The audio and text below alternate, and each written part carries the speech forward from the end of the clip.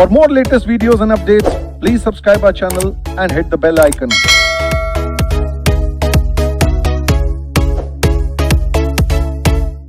आइए, हम लोगों ने इंटरप्रिटेशन ऑफ स्टैट्यूट स्टार्ट किया था JIGL में।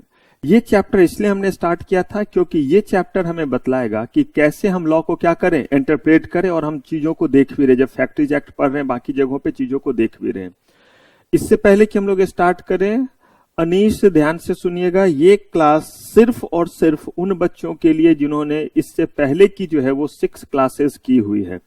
तो अगर आपने वो क्लासेस नहीं की हुई है तो ये आज की क्लास, ये वाली आपके लिए एप्लीकेबल नहीं है। आप सुन सकते हैं, लेकिन इसमें सिर्फ और सिर्फ अभी हम लोग रिवीजन के बाद क्वेश्चन वाले चीज पे आएंगे। तो जो भी बच्चे चाहे हमारे ऑनलाइन पे हो, चाहे यूट्यूब पे या किसी भी जगह इस लेक्चर को देख रहे हैं, वो ध्यान रखेंगे ये सिर्फ उन बच्चों के लिए जिन्होंने इससे पहले की पूरे 6 क्लासेस की हुई, क्योंकि अब हम लोग इस पे MCQ और क्वेश्चन पैटर्न वगैरह के बारे में बात करेंगे। आप नेक्स्ट क्लास से रह सकते हैं जो भी नए बच्चे होंगे, क्योंकि नेक्स्ट क्लास से नया टॉपिक, नया चैप्टर आपका स्टार्ट होगा। आइए बढ़ते हैं हम लोगों ने इसमें सबसे पहले देखा था कि लॉ बनाने वाली बॉडी और जो लॉ को इंटरप्रेट करती वो क्या है, अलग अलग लोग हैं। और लोगों का किसी भी चीज को समझने को लेकर के भी अलग अलग परसेप्शन रहता है। एक ही चीज को कोई 9 समझते हैं, किसी के एंगल से ये क्या दिखता है, 6 दिखता है। तो कहा गया चूंकि 2 लोगों का अलग अलग नजरिया होता है किसी चीज को समझने के लिए, और एक पर्सन जो लॉ को बनाते हैं वो लेजिस्लेचर है, दूसरे पर्सन जो क्या करते हैं, जो उसके ऊपर जजमेंट सुनाते हैं, वो अलग हैं। तो हो सकता है उनके बीच में कोई क्या आ जाए, डिफरेंसेस आ जाए। तो इसके लिए कहा गया कि ये फैसले सुनाने वाले तो बड़े सारे ऐसे लोग हो सकते हैं। अगर ये बहुत सारे ऐसे लोग हो सकते हैं तो फिर वो उसको इंटरप्रेट करते वक्त, चाहे वो एक्ट हो, चाहे वो रूल हो, चाहे वो रेगुलेशन हो, चाहे और कोई भी चीज क्यों ना हो, जब वो इस चीज को इंटरप्रेट करेंगे तो उनको एक गाइडलाइन पता होना चाहिए। नहीं तो पता चला कि एक डिस्ट्रिक्ट कोर्ट ने एक एक्ट के में को कुछ और इंटरप्रेट किया और दूसरे ने क्या किया, कुछ और जो है वो उसको इंटरप्रेट किया। तो यहाँ पे हम लोगों ने इंटरप्रिटेशन के अलग अलग रूल पढ़ने शुरू किए थे। उससे पहले जितने भी तरह के हमारे स्टैट्यूट थे उनको हमने कैटेगराइज कर दिया, कुछ को पेनल कहा, कुछ को कोडिफाइड कहा, कुछ को अमेंडिंग कहा। इस तरह से करने के बाद हमने कहा कि चाहे ये किसी भी तरह के स्टैट्यूट क्यों ना हो, किसी तरह का एक्ट, रूल, रेगुलेशन, नोटिफिकेशन, कुछ भी क्यों ना हो, उन्हें हम इन मेथड से, इन रूल्स के जरिए क्या करेंगे, इंटरप्रेट करेंगे।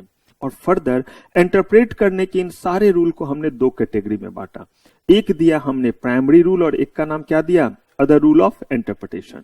यही जो हमारा प्राइमरी रूल है, इस प्राइमरी रूल में हमने कुछ नाम दिए और ऐसे ही हमने सेकेंडरी में भी कुछ नाम दिए।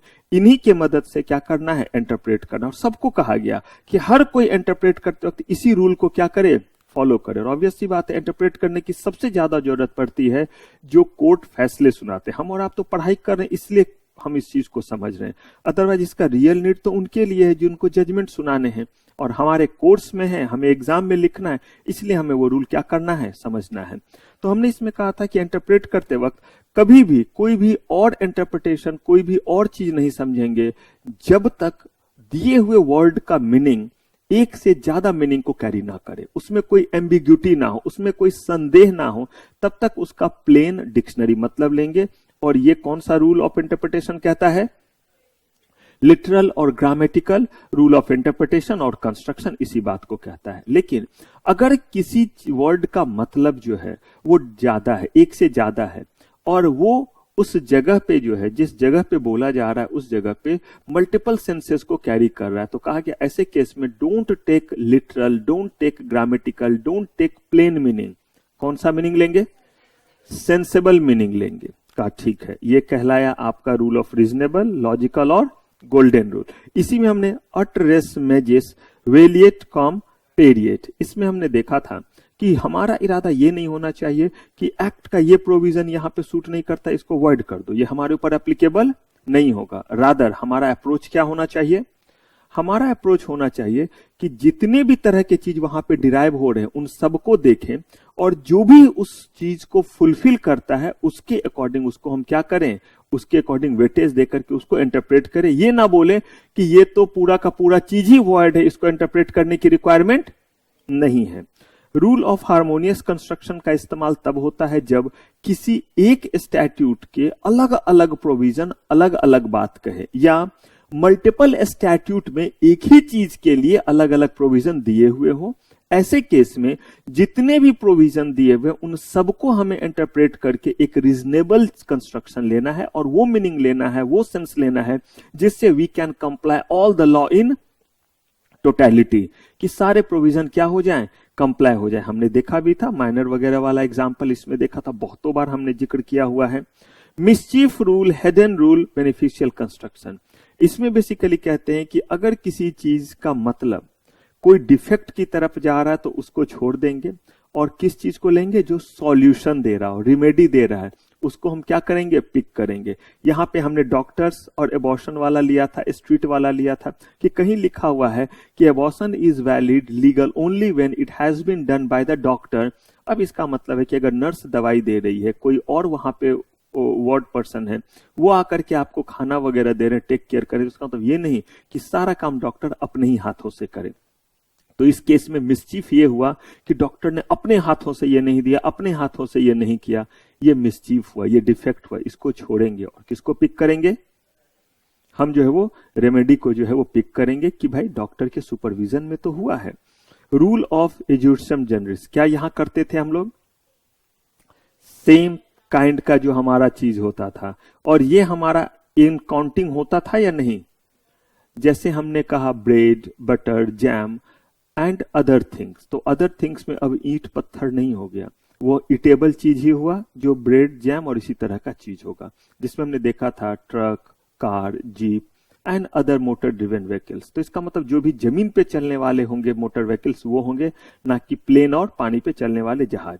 एक्सप्रेसियो यूनिट्स एक्सक्लूसिव अल्टेरियस, हमने इसमें देखा था कि अगर किसी चीज को हम क्या कर रहे हैं, एक्सक्लूसिवली मेंशन कर रहे हैं, इसका मतलब बाकी चीज को हम क्या कर रहे हैं, एक्सक्लूड कर रहे हैं, जो हम लोग लिस्ट वगैरह में करते हैं।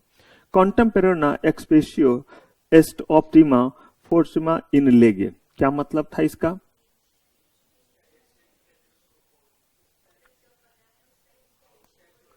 क्योंकि जब बना था उस समय सिचुएशन शायद क्या था, जैसे खासतौर पे मैंने ये कहा था एंशिएंट लॉ, इसलिए बोलते पुराने लॉ, जैसे लेबर लॉज वगैरह के लॉ वगैरह है, बहुत पुराने पुराने बने हुए। तो उस समय जैसे हमने बात की थी इक्वल रिम्यूनरेशन एक्ट को लेकर के भी, तो कहा जिस समय बना हुआ है उस समय की चीजों को क्या कीजिए, आप समझिए कि किस लिए ऐसा बनाया गया है।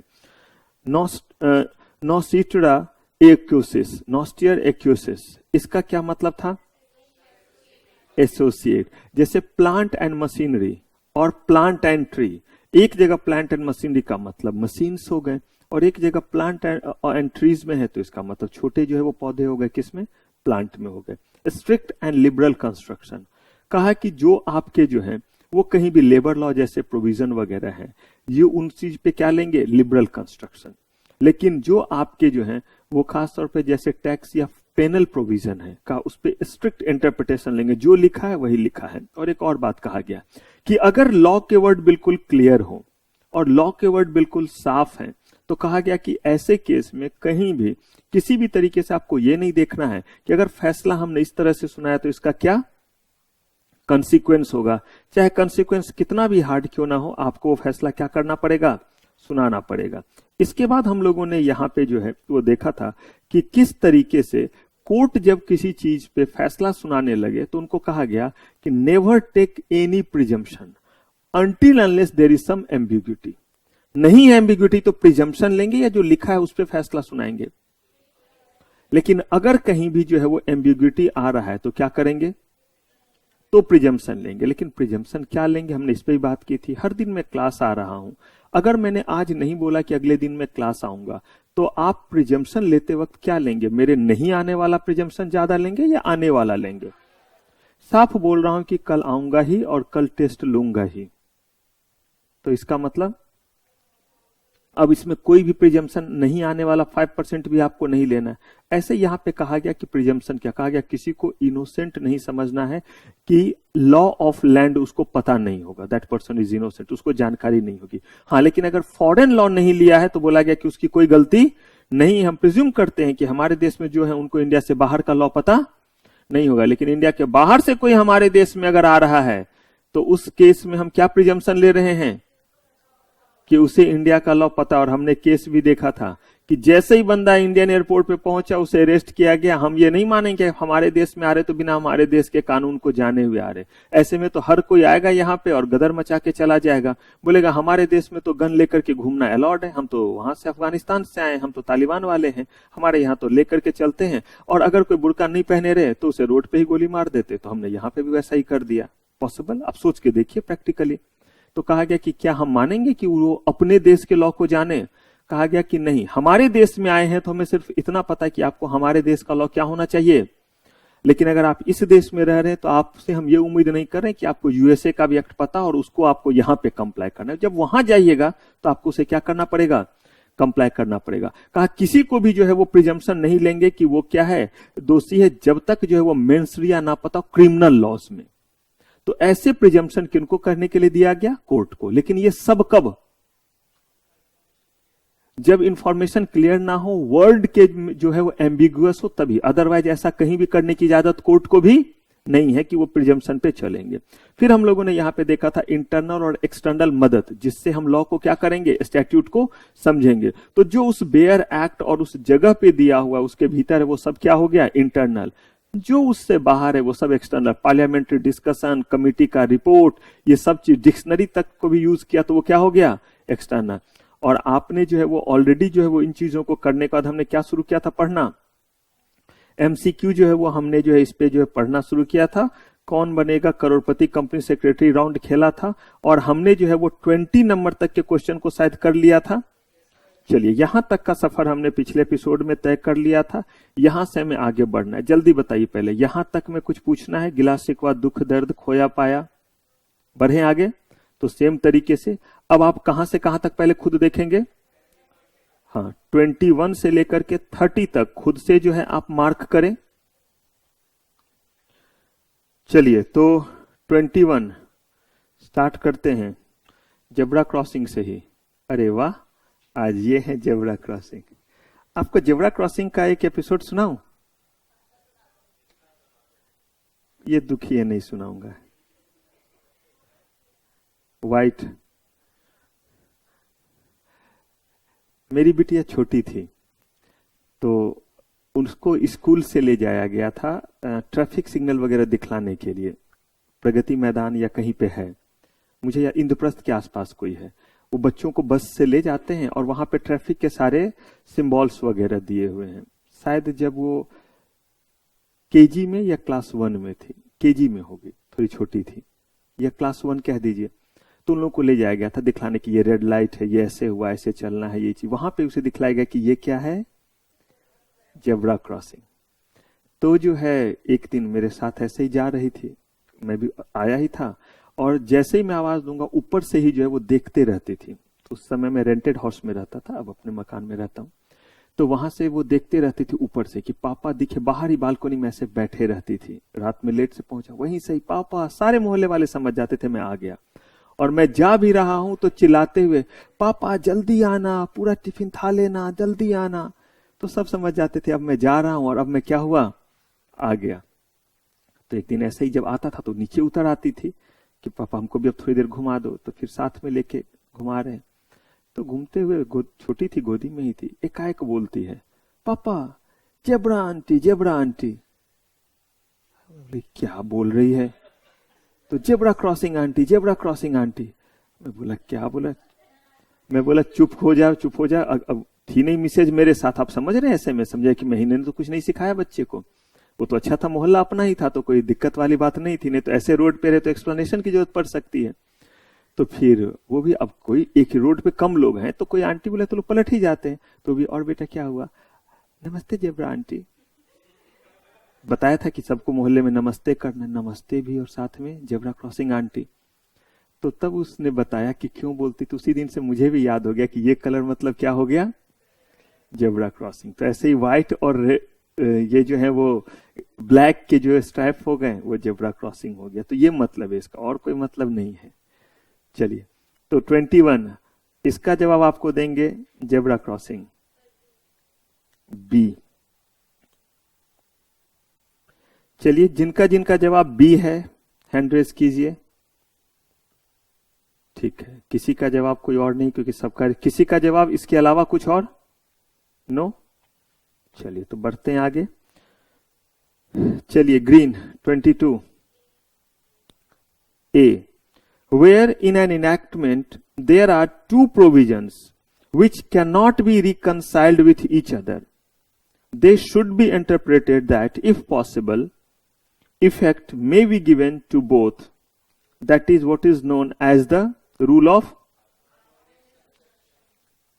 सबका जवाब ए है, किसी का जवाब ए के अलावा कुछ और? नो। बस देखिए थोड़े थोड़े लैंग्वेज को ये बदल रहे और कहीं कुछ नहीं। सर बी पे लगा दिया।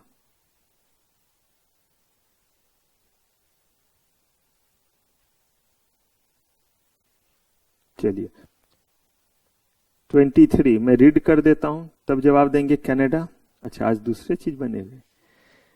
When general words follow a specific words of a distinct category, the general word may be given a restricted meaning of the same category.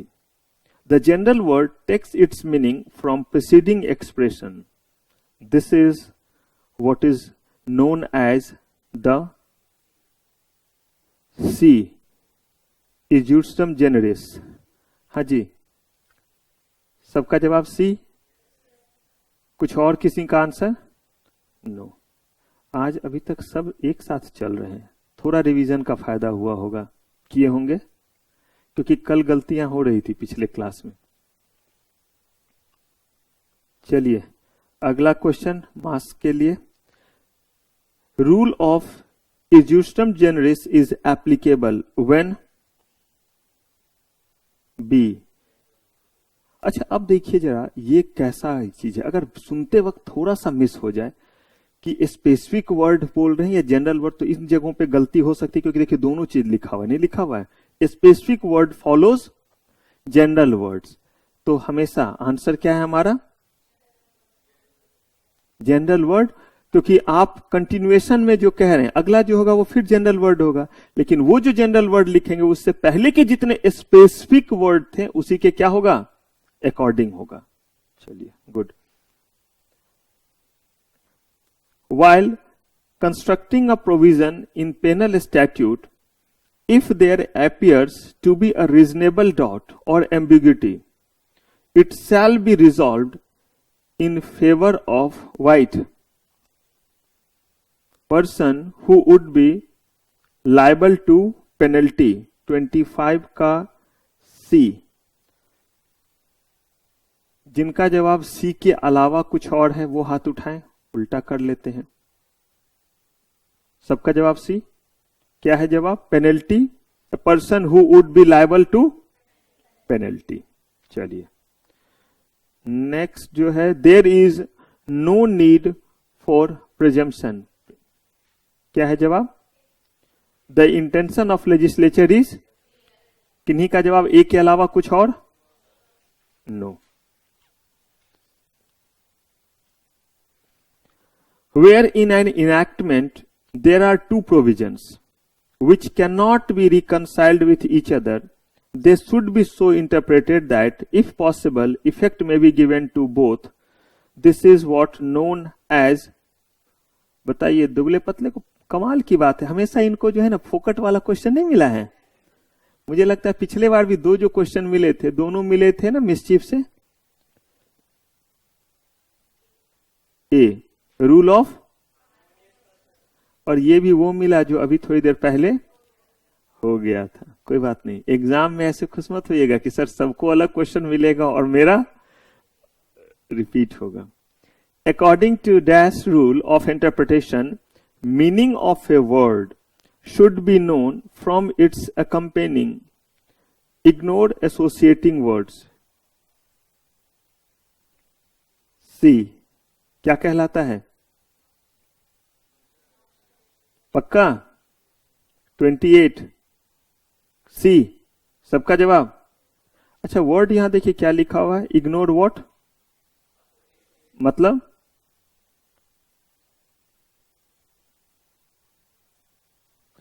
आपका नॉसिचर एकोसिस क्या कहता है? तो आपका जो मतलब लेंगे वो किसके अकॉर्डिंग लेंगे? और ये क्या लिखा हुआ है? Meaning of word should be known from it's accompanying associating words.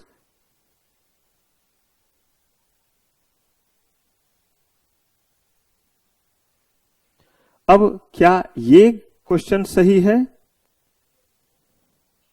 या जो था वो सही था? क्या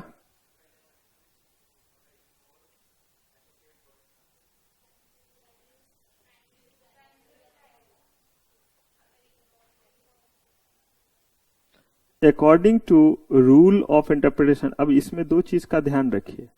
अगर हमने जो है यहां पे accompanying वर्ड, इट्स accompanying या एसोसिएटिंग वर्ड, दो वर्ड है, अगर इग्नोर करेंगे एसोसिएटिंग वर्ड तो इसका मतलब क्या होगा? और सही में अगर मैं बोलूं तो ये मुझे थोड़ा सा तो ड्राफ्टिंग एरर दिख रहा है, क्योंकि इन दोनों ही केस में आंसर जाएगा सी की तरफ ही। तो यहां जो है वो बेटर होगा कि आप अपने भी जो है वो क्वेश्चन में इसको बस स्लाइस दे दें, यानी what? From its accompanying oblique associating words. ठीक है, यही तो एसोसिएटिंग वर्ड से accompanying क्या करते हैं? वर्ड से लेते हैं। चलिए 29th, dash means that contemporary contempt or an equisex position is the best and strongest in the law. 29। ठीक है, अब आप कहेंगे सर इसको तो हमने इसी से पिक कर लिया, इसीलिए ज्यादा जो है वो दिमाग लगाने की जरूरत नहीं पड़ी। क्योंकि best and strongest in law ऐसा क्यों बोला गया आपको पता है?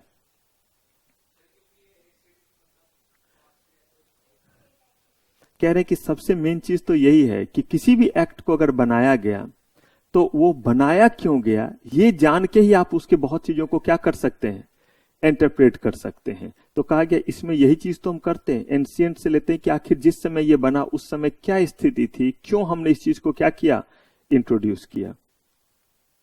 चलिए red, interpretation of statute should be given a meaning which would make other provision 30 क्या होगा?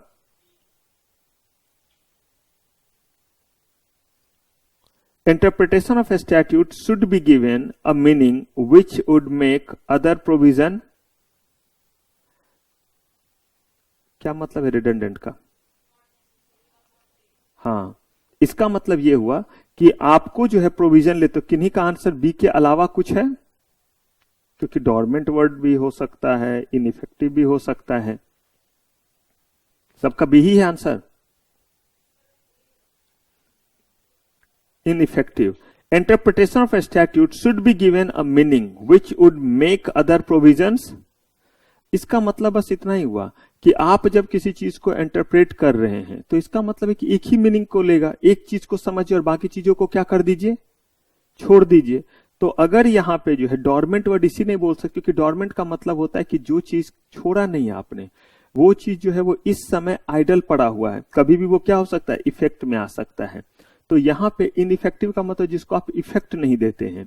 हम तो कह रहे उस चीज को हम छोड़ ही दे रहे हैं, हम सिर्फ एक को लिया। जैसे हमने कहा प्लांट एंड मशीनरी, तो प्लांट के हो सकता है दो ही मतलब ना हो, पॉसिबल। तो हम 10 है तो हम 10 पे क्यों माथापेची करें? आपको प्लांट एंड मशीनरी है तो प्लांट का मशीन वाला लीजिए, बाकी को क्या कर दीजिए? छोड़ दीजिए। क्योंकि एक मैं आपको बताऊं, प्लांट का मतलब पौधा भी हुआ और प्लांट का मतलब है टू स्टार्ट समथिंग भी क्या कहलाता है? प्लांट नहीं कहते हैं? तो वो भी जो है वो आपका हेयर ट्रांसप्लांट, ये सब वर्ड जब यूज होता है तो प्लांट का मतलब जो है वो बाकी जगह पे भी और भी जगहों पे यूज होता है। तो हमारा क्या होना चाहिए पर्पस?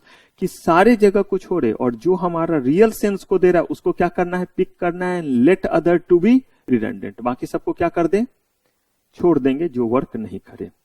चलिए अब हम लोग चलते हैं, ये बी था। अच्छा, इसमें सबके सब सही हुए या इसमें तो कोई अलग आंसर नहीं आया है?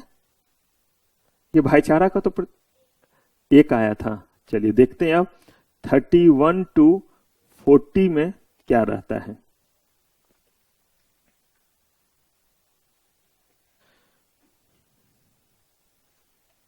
rule of justum generis is applicable when शांत general word follow specific word सही है बी किन्हीं का जवाब इसके अलावा नो तो इसका मतलब बी आंसर कोई बात नहीं रिपीट हो कुछ भी हो हमें क्या करना है ताकि कहीं भी ये नहीं कि since question is being repeated so I am not going to answer it you should be very careful while we are drafting the questions आइए 32 Virat Kohli according to which rule of interpretation old statutes should be interpreted as they would have been at the date when they were passed चलिए किन्हीं का जवाब B से अलग ये exactly same है क्या नहीं अलग है फिर स्टार्ट करते हैं जेब्रा क्रॉसिंग से चलिए according to primary rule the dash of a statute are to be understood in the natural, ordinary or popular and grammatical meaning unless such a construction lead to an absurdity or content or object of a statute suggest a different meaning. क्या है answer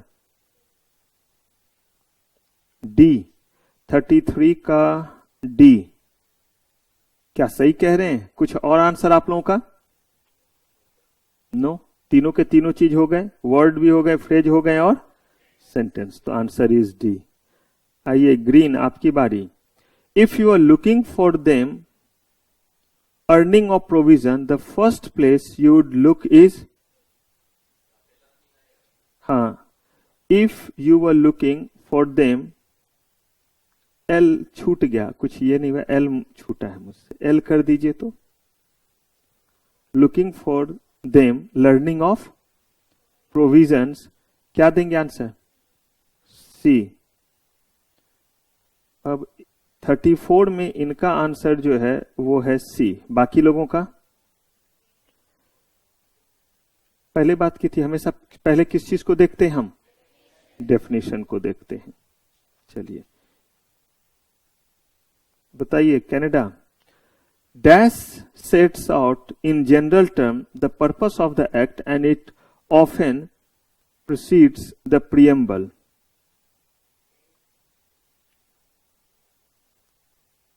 इनका कहना ए है बाकियों का किन्हीं का कहना ए के अलावा सक्सीड का मतलब होता है जो उस चीज के बाद आए और प्रीसीड का मतलब है जो उससे पहले आए तो आपके किससे पहले कह रहा है तो याद कीजिए पहले शॉर्ट टाइटल फिर लॉन्ग टाइटल फिर प्रियम्बल फिर डेफिनेशन इन जनरल प्रियम्बल तक तो ठीक है कहीं कहीं प्रियम्बल के बाद एग्जैक्टली मैंने क्या बोला आपको 99% केसेस में क्या रहता है डेफिनेशन रहता है फिर कुछ और चीज रहता है चलिए तो 35 भी डन है आइए 36 मास्क आपके लिए 2 लाख रुपए के लिए ये क्वेश्चन आपके स्क्रीन पे ये रहा उतने पैसे आप मजाक उड़ाते मैं गरीब आदमी मैंने 2 लाख आज तक देखा नहीं 2 लाख बोलते वक्त मुझसे घबराहट में 2200 ऐसे निकल जाते हैं इतने पैसे का मैंने बोला आपको मिलेंगे ये मैंने नहीं बोला मैं आपको क्या करूंगा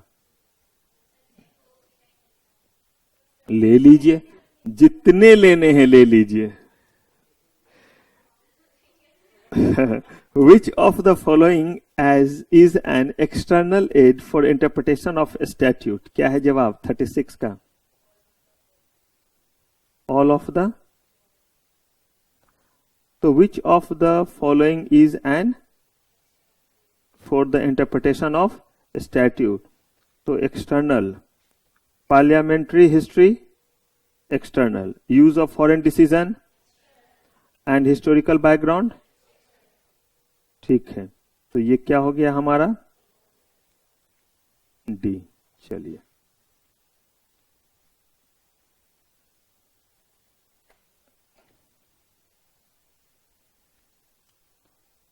$38 37 मास्क हो गया व्हाइट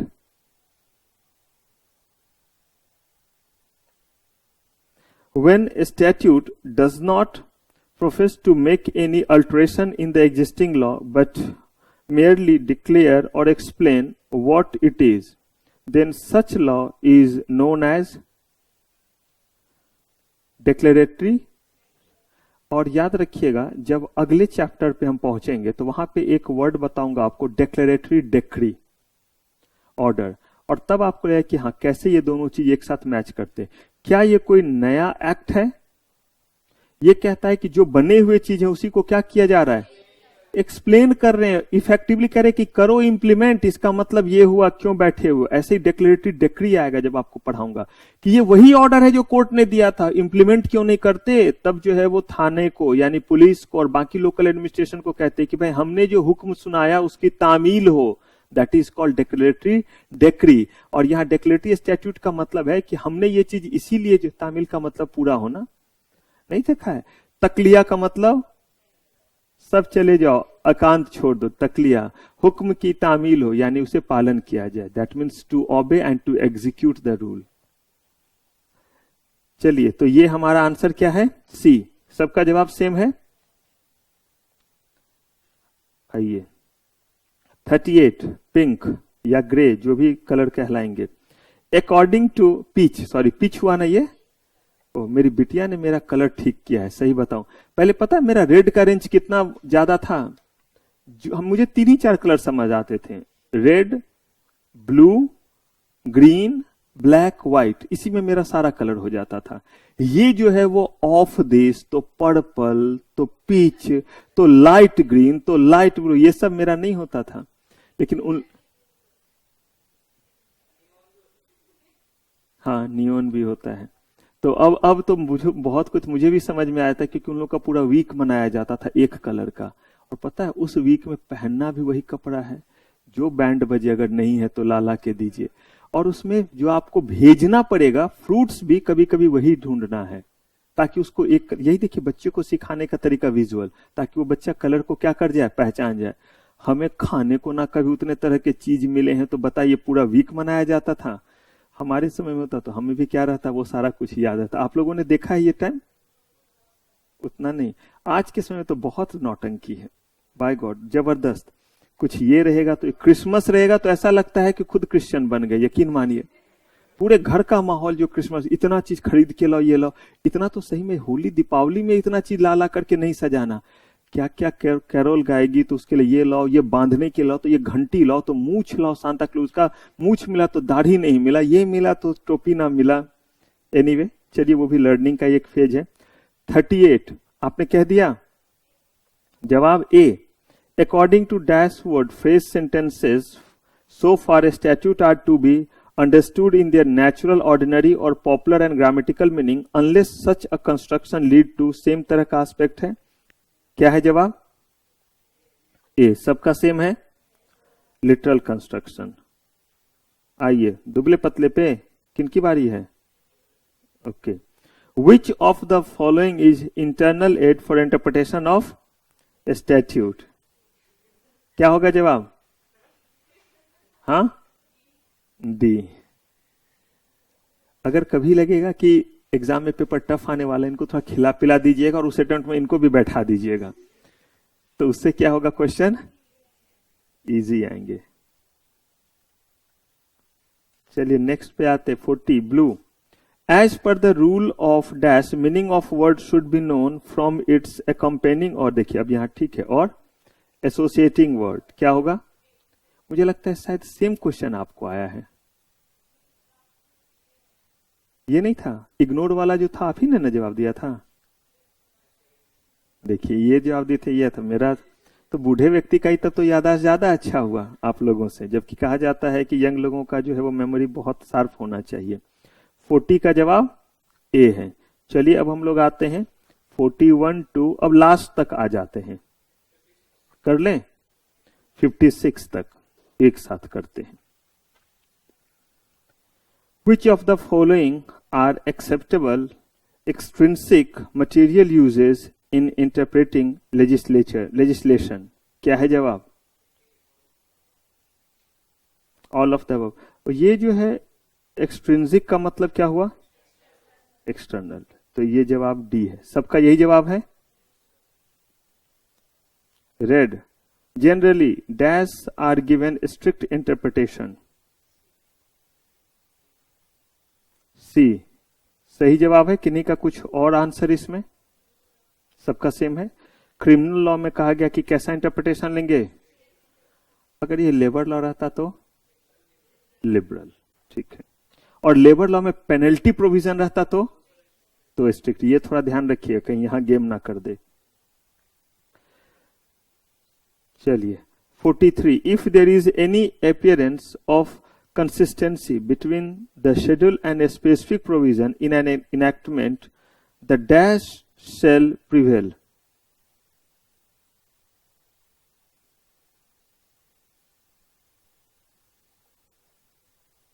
हाँ, आप ही तक हैं, आप ही तक पहुंचे। हाँ जी, रेड के बाद आपकी बारी। Both will be applicable as per situation. लेकिन साफ साफ लिख रहा है if there is any appearance of consistency between schedule and specific provision, if there is any appearance of consistency between schedule and specific provision,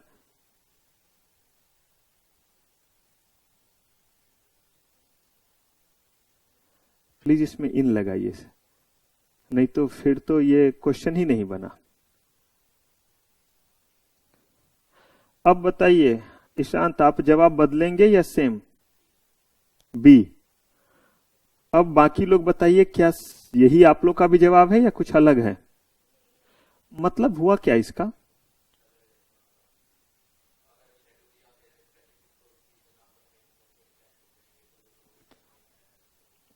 क्यों ऐसा करते हैं इसके बारे में बतलाएंगे?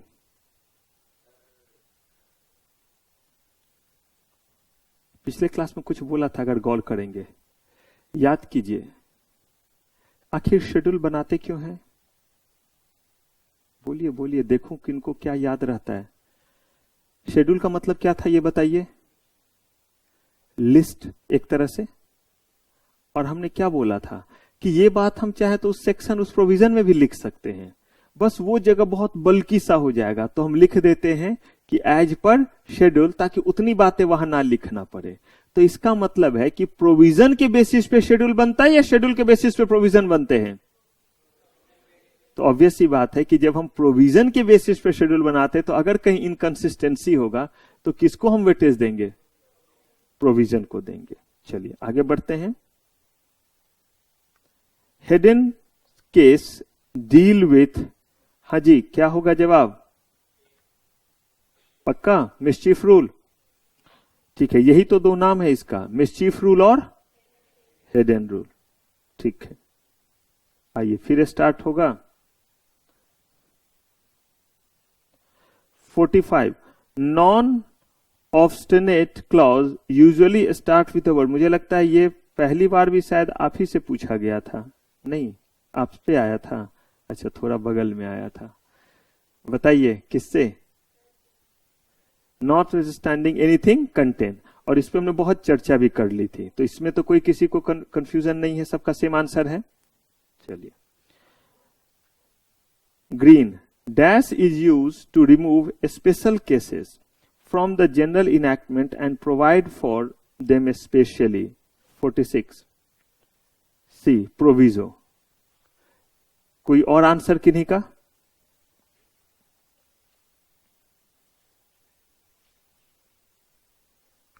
बताइए। कनाडा, बहुत आसान चीज आपको मिल गया। अटरेस मैगिस वेलिएट कॉम पेरिएट is also known as rule of, ठीक है। अब इसी में जो है वो गोल्डन रूल भी रहता तो क्या करते हैं? तो हमें दोनों लिखना पड़ता। पॉसिबल हो सकता है दोनों भी दे देता, नहीं एक देता तब तो हम कर ही देते। इसमें 3 नाम है ना। अब जब सोचिए कितना मजेदार क्वेश्चन बने, तीनों नाम दे दे और ये दे दे तो क्या रखेंगे? All of the. और जब ऐसा दे देता है तो यकीन मानिए, जैसे गोल्डन रूल भी दे दिया, रूल ऑफ रीजनेबल कंस्ट्रक्शन और लॉजिकल कंस्ट्रक्शन, ये तीनों दे देता और लास्ट में क्या लिख देता? All of. तो ऐसे में ज्यादा कंफ्यूजन होता बच्चे को कि एक ही चीज को इतने नाम से तो नहीं ही जानते होंगे, तो कुछ भी होगा तो कम से come all of the above. तो सबसे पहला जो चीज एलिमिनेट करेगा वो करेगा ऑल ऑफ द, और अनफॉर्चुनेटली जिसको वो सबसे पहले एलिमिनेट कर रहा है वही क्या है? आंसर। तो इसलिए कभी भी कोई थंब रूल लेकर के नहीं चलेंगे, हमेशा हर क्वेश्चंस को नया समझ करके तब सॉल्व करते चलेंगे। तो सबके तरफ से डी लॉक कर दें।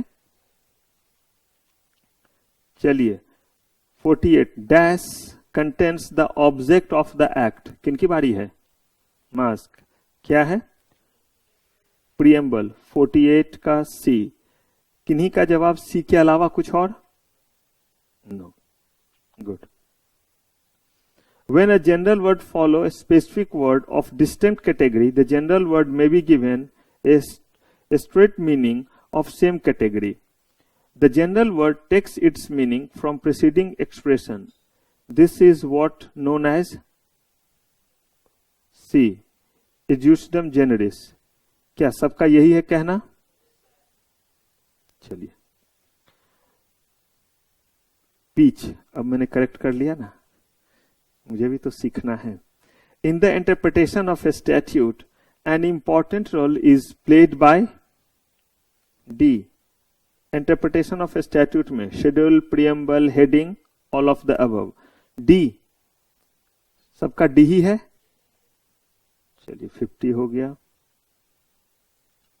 While constructing a provision in penal statute, if there appears to be a reasonable doubt or ambiguity, it shall be solved in favor of what?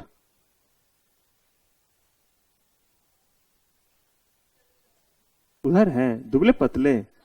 ओ अच्छा, मैं उधर दुबले पतले। C, person who would be liable to penalty. यही answer सबका से भी शायद पूछा हुआ ही था। Which of the following is internal aid for interpretation of a statute? Blue. सिर्फ प्रियम्बल यानी डी। और कोई आंसर किन्हीं का? बाकी जो भी है वो आपके क्या है? रिपोर्ट ऑफ कमिटी, डिक्शनरी भी, और आपका statement of objects and reasons. तो ये जवाब D. 53 the rules dash means the express mention of one thing is exclusion of other. क्या है जवाब? डी। कोई और जवाब किन्हीं का? चलिए लॉक कर देते हैं। 54 red internal aid in interpretation of a statute include 54 का डी। सबका डी ही है जवाब, कहीं कोई और आंसर नहीं है। A statute has been defined as the 55। बताएं शांत। इनका जवाब बी है, मुझे लगता है इसमें और जवाब आएगा। किन्हीं का जवाब इससे अलग? अब तो फिर मुझे सारा पूछना पड़ेगा। जिनका जिनका जवाब ए है हाथ उठाइए। बी जिनका आंसर है? जिनका आंसर सी है? नहीं। जिनका आंसर डी है? ठीक है, सबका डी की तरफ है। ईशांत आप बदलिएगा अपने आंसर, कुछ याद आ रहा है? A statute has been defined as the, बनाता कौन है लॉ को? लेजिस्लेचर। उसको इंप्लीमेंट कौन करता है? एग्जीक्यूटिव। अगर कहीं कोई डिफरेंसेस आते हैं तो उस पर जजमेंट सुनाने का काम जो है, और यही आपके कॉन्स्टिट्यूशन ऑफ इंडिया के 3 पिलर माने जाते हैं। चलिए, तो यहां पे हमारा जवाब क्या है? Will of legislature. तो ये 55 हुआ। चलिए लास्ट बॉल पे देखते हैं, ये 6 लगाते हैं या क्या करते हैं? हाँ जी, Virat Kohli. Which rule of statutory interpretation should जज अप्लाई फर्स्ट? पक्का? लिटरल रूल या लिटरल इंटरप्रिटेशन या लिटरल कंस्ट्रक्शन? सही कह रहे हैं। सबसे पहले हम कौन सा रूल लगाते हैं? और यही चीज हम लोग बार बार बोलते नहीं, अगर उससे काम बना तो क्या करते हैं? तब अकॉर्डिंगली देखते हैं किस पे जाए, मिसचीफ पे जाए या किस पे जाए। चलिए, तो फिलहाल ये हमारा डन और ये लिटरल रूल खत्म। तो ये सारा का सारा हमने क्या कर लिया? ऑब्जेक्टिव हमारा हो गया। डिस्क्रिप्टिव हमने जो है वो चीजों को पढ़ लिया। लेकिन अब एक खास चीज ध्यान से सुनिए। 80% हमारा क्या है, 20 जो है, लेकिन ये 20 ऐसा है कि इस 20 में 20 से एक भी कम बर्दाश्त नहीं, कम से कम अब तो नहीं होना चाहिए। और अगर एक भी कम हो गया तो समझिए फिर इधर हमारी जंग बड़ी हो जाएगी। तो इसीलिए जो है वो ऐसा नौबत ही नहीं आई कि एक भी क्वेश्चन क्या हो। मैंने कोशिश किया मैक्सिमम क्वेश्चन को लेने का, लेकिन अब आगे से आपके तरफ से वो एफर्ट मुझे दिखना चाहिए। ये दिखलाने के लिए मैंने इस तरह से किया कि हर जगह से क्वेश्चन निकाला। अब आपका काम क्या रहेगा कि जितने भी आपको स्पेस दिखते हैं, जितने भी स्पेस जो आपको नोट्स दिए हुए हैं, हर एक स्लाइड जो हमने यहां से गुजारा है और हर वो पॉइंट जो आपके बुक में है, यानी कॉपी और बुक, इन दोनों जगह से जितने भी चीजें, हर जगह से आपको क्या क्रिएट करना है, आपको एमसीक्यू खुद से क्रिएट करना है कि इस स्टेटमेंट से क्या एमसीक्यू हो सकता है। अगर एक स्लाइड ये सामने है तो इससे क्या क्या एमसीक्यू हो सकता है, लिस्ट दे सकता है। इसमें से कौन कौन प्राइमरी रूल है, उसमें से कौन कौन क्या है, अदर रूल ऑफ इंटरप्रिटेशन है। अगर हम पढ़ने लगते मिसचीफ रूल ही तो उसमें और भी चीजें हो सकती है, किस ईयर में आया, कब आया।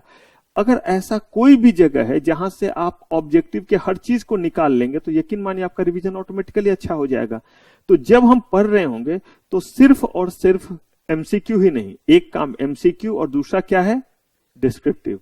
और डिस्क्रिप्टिव में याद है आपको पहली क्लास जिसमें हमने बात की थी कि सेम क्वेश्चन है, सेम कंटेंट पे क्वेश्चंस का तरीका बस बदल दे तो हमारे भी जो है वो सर्व करने का तरीका क्या होना चाहिए, लिखने का तरीका क्या होना चाहिए, बदलना चाहिए।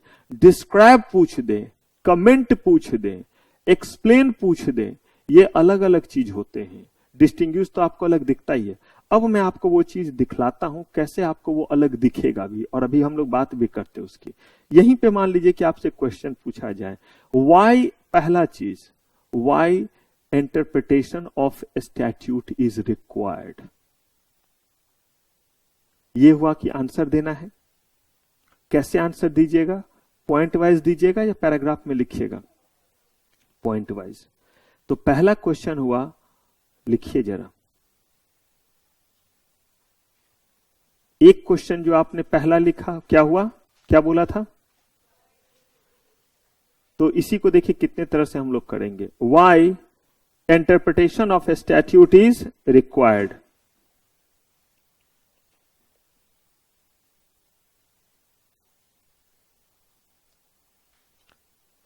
एक चीज हमने इसको कहा वाई करके।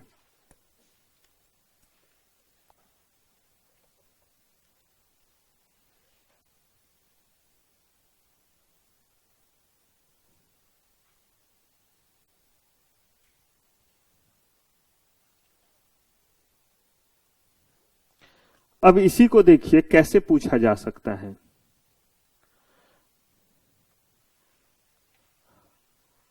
लॉज आर, लिखिए, laws are made by legislature, laws are made by legislature, but it is the court and the judges, court and the judges who pass their verdict, who pass their verdict, जिसको order बोलते हैं, pass their verdict on that laws, on that laws, comma, so it can be interpreted differently, so it can be, क्या बोला था, interpreted differently, full stop, comment,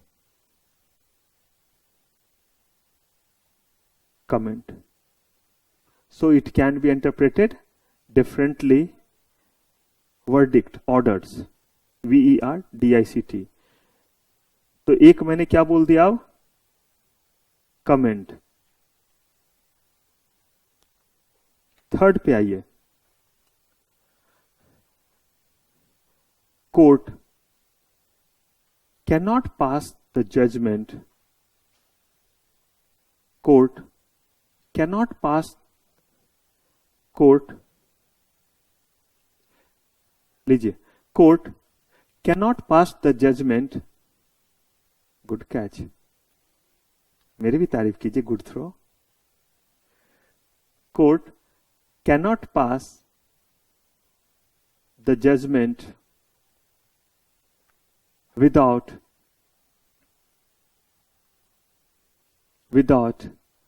proper interpretation of law, without proper interpretation of law.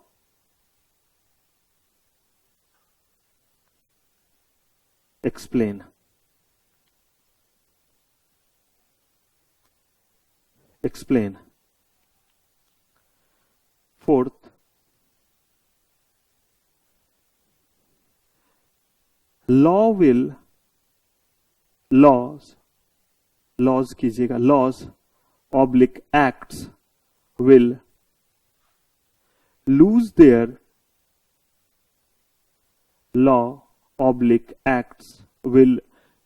their purpose if it cannot be interpreted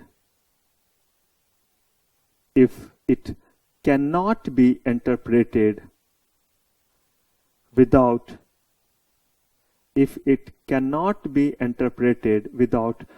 proper rule, full stop. Critically examine. अब रुक जाते हैं और ये जितने भी मैंने आपको बोले हैं, आपके पास समय है एक बार 1 मिनट का, एक बार खुद से सारे को जो है आप खुद जो है वो देखिए, जितने भी चीज मैंने आपको क्या किए हैं, बोले हैं, जितने भी तरीके से, और देखिए जरा कि ये जो है वो क्या सेंस दे रहे हैं, और इसका कंटेंट जो है वो देखिए कि सेम है या डिफरेंट है।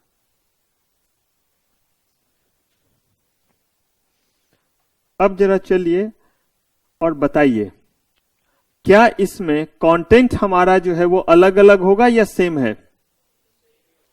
अगर सही में बोले तो घूम फिर करके बात एक ही जगह पहुंच रहा है, एक ही जगह पहुंच रहा है। अगर हम कहें why interpretation of statute is required, कहानी वही बनानी पड़ेगी, बनाने वाला लेजिस्लेचर, सुनाने वाला जो है वो कोर्ट, और ऐसे n नंबर ऑफ कोर्ट हैं, तो इसलिए हमें क्या करना पड़ेगा, इंटरप्रिटेशन।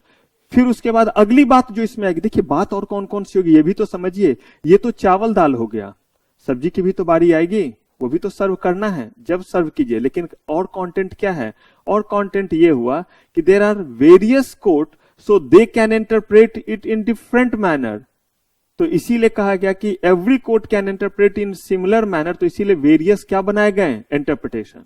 फिर उसके बाद बात आती है in various rule of interpretation we need to maintain some kind of hierarchy, कि किसको पहले और किसको बाद में। तो obviously we need to start with the rules which takes their meaning from the dictionary और from the legal words, from the plain words, पहले उससे स्टार्ट करेंगे और तब आगे बढ़ेंगे। कहने का मतलब तो एक तो बात हो गया कि लेजिस्लेचर ने बनाया, सुनाएंगे कौन इसको, जुडिशरी। दूसरा एन नंबर ऑफ जजेज वगैरह है तो उनको दिक्कत होगा, इसीलिए क्या किया हमने, अलग अलग रूल बनाया। क्योंकि there are different kind of acts, different kind of laws, different kind of statute. So understanding and interpreting different kind of a statute, we need different kind of rule. तो इसीलिए हमने रूल भी क्या किया, अलग अलग तरह का बनाया। अब इसी में कुछ वर्ड आएगा, because there are variety of statute, some are penal statute, some are आपका जो है वो डिक्लेरेटरी स्टैट्यूट है, कुछ कंसोलिडेटिंग है, कुछ अमेंडिंग है, कुछ पेनल है। तो इसके बेसिस पे हमें क्या करना पड़ेगा, उसी के अकॉर्डिंग क्या बनाना पड़ेगा, उसी के अकॉर्डिंग हमें इंटरप्रिटेशन का रूल भी बनाना पड़ेगा। तो देखिए, एक आया लेजिस्लेचर वाला बात, एक आया कोर्ट वाली बात, दोनों अलग अलग बॉडी है, बनाने वाला कोई और है, इंप्लीमेंट कर उसको जो है वो उस पर फैसला सुनाने वाला कोई और है, and they are huge in number. और दूसरा, when we are going to interpret, we need to interpret variety of statute, तो इसीलिए हमें वैरायटी ऑफ क्या करने होंगे, उसके रूल बनाने होंगे, ताकि अलग अलग तरह को अलग अलग तरीके से क्या किया जाए, इंटरप्रेट जो है वो किया जा सके। देन हमें ये भी देखना होगा कि when this things has been made, with what intention it has been made, so that when the judgment is required to be given, they can check entire aspect which has been considered by the legislature at the time of making the statute. Law, act, जो भी चीजें statute हमने बोल दिया तो उसमें सब क्या हो जाएगा, कवर हो जाएगा। ये हमारा स्टफ हुआ, ये सब सामान है जो हमारे पास परोसने के लिए है। ठीक है, अब परोसने के लिए क्या क्या सामान हमने देख लिया, चावल है, दाल है, ये है, ये है।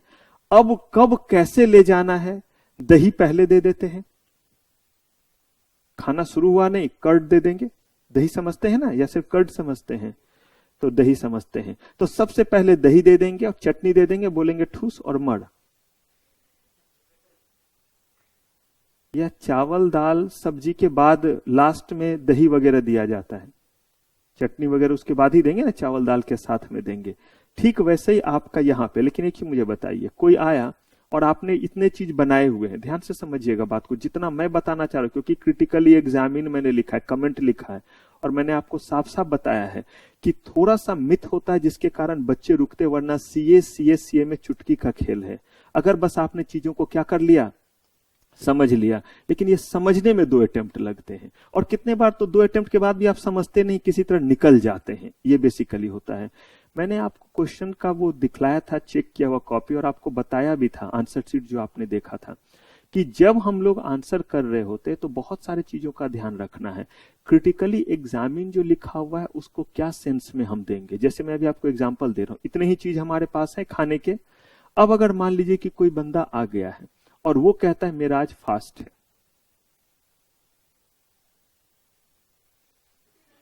आइटम सारे बने हुए, तो अब आपको यह देखना है कि इस समय इन आइटम्स में से कोई चीज उसको सर्व होगा, या पहले उसको बोले देख जब तक तू चावल दाल ठूसेगा नहीं तब तक तुझे दही मिलेगा नहीं।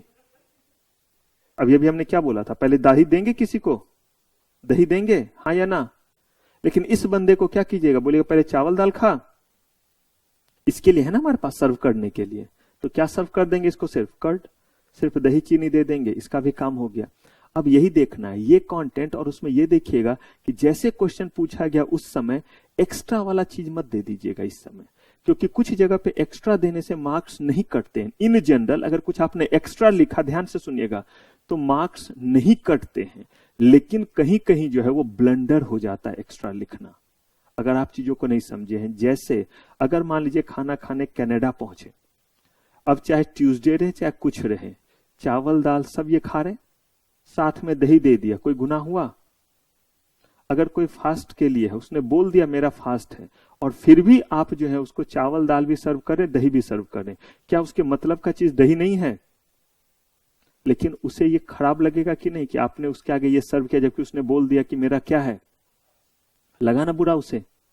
ऐसे ही बुरा अगर एग्जामिनर को लगेगा तो उसका सीधा सीधा असर आपके कॉपी पे, मार्क्स पे पड़ेगा या नहीं? तो ऐसे कुछ ही आपको एक्सेप्शंस मिलेंगे जहां पे एक्स्ट्रा नहीं लिखना रहता है, और वो चीज आपका इसी क्वेश्चन में कुछ आएगा जो मैं आपको दिखलाना चाहता हूं। तो यहां पे हमने लिखा why interpretation of statute is required. तो इसमें ये देखिए, इसमें फोकस जो है वो किस चीज पे देना है। इसमें देना है आपको सबसे पहले कि इंटरप्रिटेशन किस चीज के लिए रिक्वायर्ड है। तो जो जो हमने बातें बोली वो पूरा का पूरा आप छाप दीजिएगा, कहीं भी इसमें कोई गलत, और इसमें जितना ज्यादा लिखिएगा मार्क्स बढ़ते जाएंगे, उल्टा पुल्टा नहीं, जितना ज्यादा ये चीज लिखेंगे। क्यों बढ़ते जाएंगे? रीजन ये कि ये थोड़ा ओपन एंडेड क्वेश्चन है, ये आपको बाइंड नहीं कर रहा है, सिर्फ पूछ दिया कि क्यों इंटरप्रिटेशन ऑफ स्टैट्यूट क्या है, रिक्वायर्ड है, तो आप बता दीजिए। Laws are made by legislator but it is the court and जज who pass the verdict on the laws so that it can be interpreted differently. Comment on the law so it can be interpreted laws are made by legislature but it is the court and judge who pass their verdict on the laws so it can be interpreted differently। ठीक है, comment. अब देखिए इसमें जो है वो style अलग जाएगा। इसको क्या ज्यादा खिलाएंगे, कौन सा पोर्शन ज्यादा देंगे? इसको सबसे ज्यादा देंगे इंटेंशन वाली बात। इसमें इंटेंशन, सिचुएशन, उस समय का जो रिपोर्ट था उसके बेसिस पे लेजिस्लेचर ने क्या बनाया, लॉ बनाया। लॉ बने हुए और जिस समय उसका फैसला सुनाया जा रहा है, when it has been made and the time when the matter is being decided on that statute is a long time gap. So there could be a chance that the person, the court, the judges who are going to pass their order on that may not be able to correlate it with the exact intention and situation when it has been made. Yani exact intention of legislature and the exact situation or the environment in which we need to establish that act. तो यहां वाले चीज पे इसमें ज्यादा जोर देना है रादर किसी और तरफ जाने के। बात समझ रहे? एकदम ध्यान से समझिएगा। मैं फिर कह रहा हूं कि बस इन्हीं चीजों की समझ के कारण जो है हम सब में एक ही जैसा लिख के आते हैं, और जब बहुत लिखा हुआ इतना इतना लिखा है और मार्क्स इतू सारा, उसके पीछे वजह यह कि आपने जो चीज लिखा वो उनके लिए क्या था, वेस्ट था, तो उन्होंने इसको जो है वो आपको वेटेज ही नहीं दिया। चलिए, court can not pass the judgement without proper interpretation of law, explain. अब यहां पे कोर्ट बिना प्रॉपर इंटरप्रिटेशन के उसको क्या नहीं कर सकता, एक्सप्लेन। जरा मुझे बताइए यहां फोकस किस चीज पे जाएगा?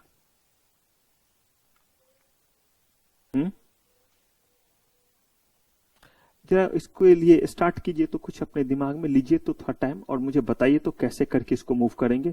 मुझे एक चीज बताइए, आपको पेन लेना है, टाइम पास करना है? सीधी सी बात है, मतलब एग्जैक्टली एग्जाम क्रैक करना है ये इरादा है, या सिर्फ चीजों को खत्म करना है? एक चैप्टर खत्म, दूसरा खत्म, तीसरा खत्म, चौथा खत्म, और अंतिम में हम खत्म? नहीं, पर्पस हमारा यही है ना कि अगर हमने किया, और इस काम में मैं बता रहा हूं ये थोड़ा सा आपको जो है वो पेन लगेगा, इसमें मजा आपको नहीं आएगा। क्यों नहीं आएगा?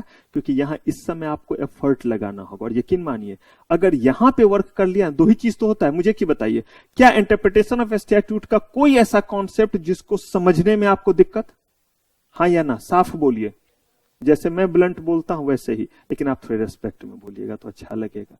तो अब जो है वो आपको समझने में किसी चीज में दिक्कत नहीं आई है, तो अब तो लिखने की न बारी आई।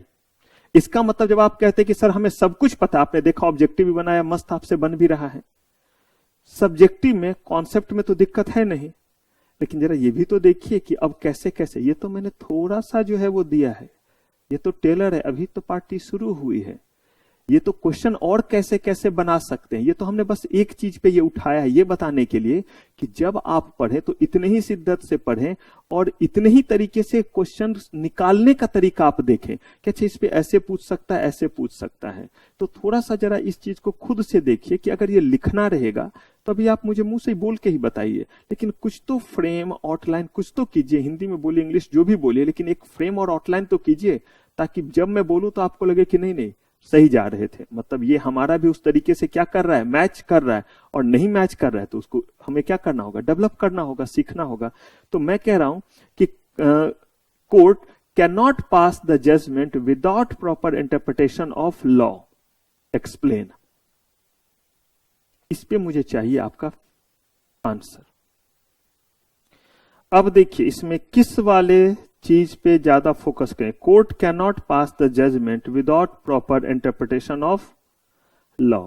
अब इसमें जो थोड़ा आगे और पीछे जो जुड़ता है, कंटेंट वाला चीज बहुत सारा आप बोल पाएंगे, आगे पीछे जोड़ने वाला जो पट्टी होगा वो बहुत ब्यूटीफुली लगाना है। पहले आप मुझे बताइए, आप लोगों ने लिखा है, किन किन लोगों को लगता है सर कॉन्फिडेंट, ठीक है हमने ठीक लिख दिया है, मतलब इसके अकॉर्डिंग गए, मतलब ठीक है आप बोल सकते हैं कि ये तो आप बताओगे कि हमने ठीक लिखा या नहीं, लेकिन फिर भी एक होता है जब आप लिख रहे होते हैं ना तो आपको एक सेंस आ जाता है कि लिख तो दिया है क्योंकि सर घूम रहे थे, पेन तो चलाना था, वरना जो है वो पता नहीं मेरे पे ही पेन चला देते, तो इसीलिए हमने पेन तो चलाया है लेकिन कुछ निकला नहीं है। और एक हुआ कि नहीं कोशिश की है, जो समझ में आया जिस अकॉर्डिंग है। क्योंकि मुझे की बताइए कि जब आपके पास कहीं भी कॉन्सेप्ट में दिक्कत नहीं है, मैं आपको क्यों परेशानी में डाल रहा हूं पता है आपको? पहले पूरा चैप्टर पढ़ा करके तब यहां पे जो है एकदम आपको बेचारा बना रहा हूं। रीजन ये है कि आपको ये फील हो कि जो चीज नहीं आता है उसमें तो जबरदस्त बात है, जो आता ही नहीं उसमें लिखने की वाली बात तो दूर, लेकिन जो चीज आपको आता होगा कि हम चैंपियन हैं, अब तो ये चैप्टर हम पढ़ा देंगे, कोई आ जाओ भाई। नहीं लगता ऐसा? मुझे ऐसा ही लगता था जब पढ़ता था कि नहीं, वो तब तक कोई चीज मेरा अपना नहीं हुआ जब तक मुझे ना फील हो कि मैं यही चीज सामने वाले को भी क्या कर सकता हूँ, समझा सकता हूँ, एकदम एक्सप्लेन कर सकता हूँ। तो आप कैपेबल है कि आप मिसचीफ रूल किसी को नहीं बता सकते हैं? रूल ऑफ इंटरप्रिटेशन का प्राइमरी या आपका जो अदर रूल, कोई भी ऐसा रूल जो आप नहीं बता पाए किसी को? प्रिजम्पशन, सब कुछ बता सकते हैं। जब सब कुछ बता सकते हैं तो इस पे तो मैंने कुछ पूछा ही नहीं है। क्या मैंने आपसे जो है कोई प्राइमरी या सेकेंडरी रूल पूछा है जो आपको मिस भी होगा? ये कहलाता है आपका क्वेश्चन ओपन एंडेड क्वेश्चन। वैसे क्वेश्चन जिसका एग्जैक्टली वही आंसर नहीं होगा जो इनका भी है और इनका भी है।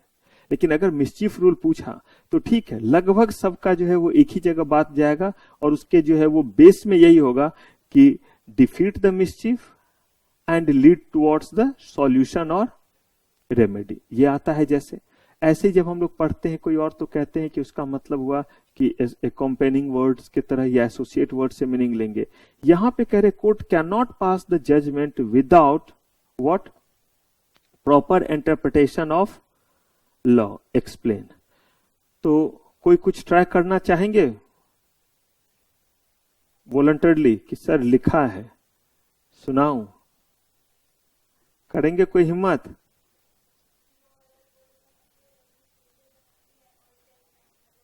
हाँ। हम्म। हम्म।